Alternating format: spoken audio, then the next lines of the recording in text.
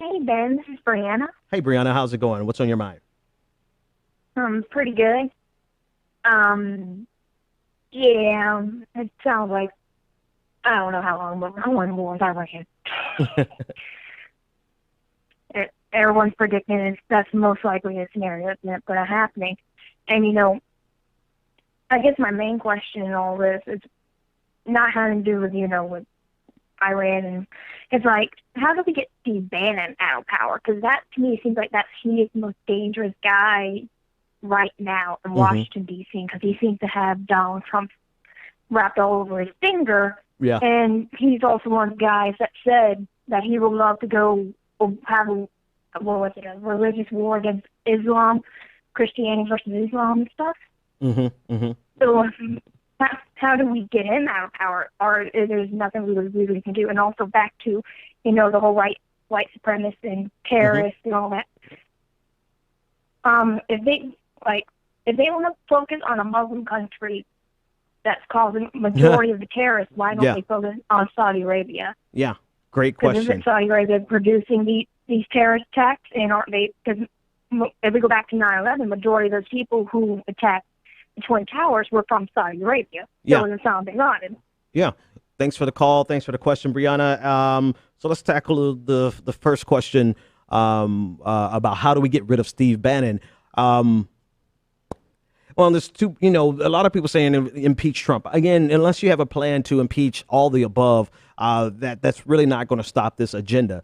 But then I like the way you drill down and you say, well, what about Steve Bannon? How do we get it? Because if we get rid of Donald Trump, chances are you get rid of Steve Bannon.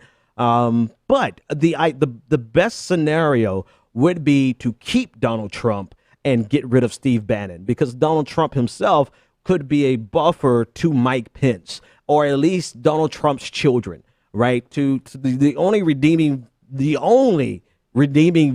value that I have seen from the Trump children spawn is the fact that they are willing to fight for LGBTQ rights. Now that leaves a lot of communities vulnerable to Donald Trump, right? And this is in no way of making them seem like they're noble, or they as though we should not protest the hell out of them, right?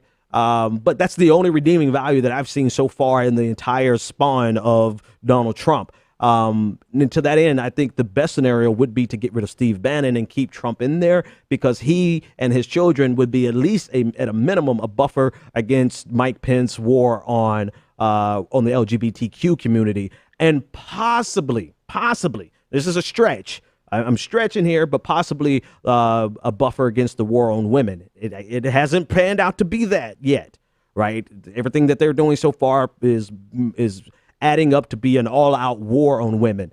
But I'm wishful thinking that maybe Ivanka would step in on some of the women rights issues. I could be completely wrong, and the audience could be laughing at me right now. But I mean, I can wish, right? We can hope. Um, Otherwise, Mike Pence represents a full onslaught across the board on every issue that we fight for. And how do you get rid of Steve Bannon and keep Trump? Is that you let Trump know that the rest of America thinks that Steve Bannon is in charge.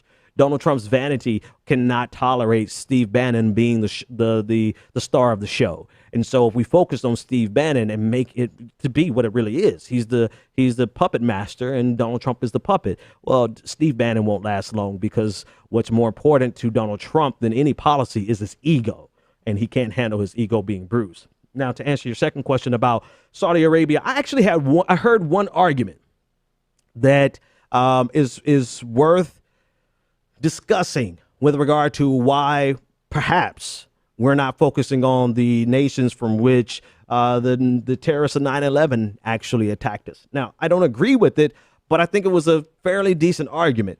And this was from, I forgot the guy's name. I can't think of his name, but he's a representative for Trump speaking from the White House on CNN today.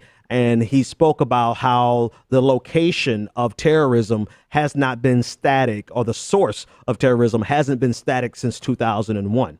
And this is true, right? ISIS did not start in Saudi Arabia. But again, paying no attention to Saudi Arabia and the other nations that we are allies with who actually help fund and the terrorists actually came from is completely erroneous or completely shows that this is not about rooting out terrorism, but this is about politicizing terrorism to their own benefit.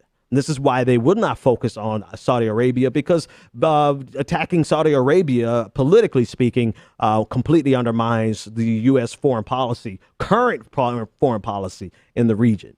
Not to suggest that it is a foreign policy that we should continue, right? We really should reconsider who we have as an ally in the region. But in terms of current politics, we would not dare put Saudi Arabia on a list of state sponsors of terrorism, even though they deserve to be on that list more so than probably any other nation. We wouldn't dare do that because it undermines our current foreign policy.